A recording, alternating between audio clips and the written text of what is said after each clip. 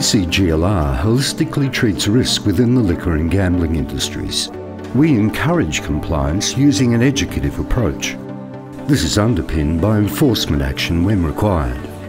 In fulfilling this role, VCGLR inspectors are at all times focused on harm minimisation to individuals and communities.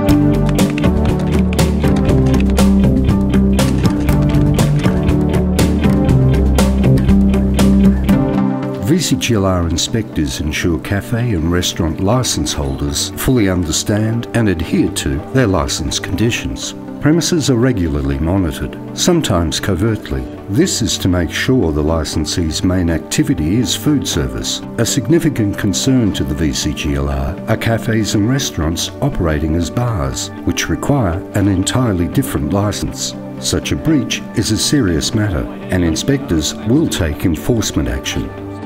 Inspectors check that the licence and other required signage is on display and attracts public attention. We'll also request a copy of your red line plan, which is reviewed to ensure compliance. Also known as the authorised plan, it shows the areas that have been approved. Your plan must be dated and endorsed. Inspectors will also need to see any designated smoking areas within the plan and your strategy to make certain drinks are not taken outside the venue. Inspectors work with licensees to provide information and education needed to be compliant. They make sure that you're operating as a cafe or restaurant and not as a bar or nightclub. We want your business to remain successful, however, compliance will be enforced.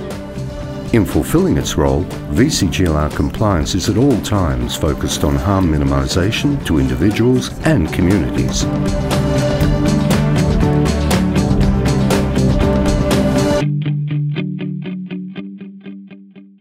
Authorised by the Victorian Commission for Gambling and Liquor Regulation, Richmond.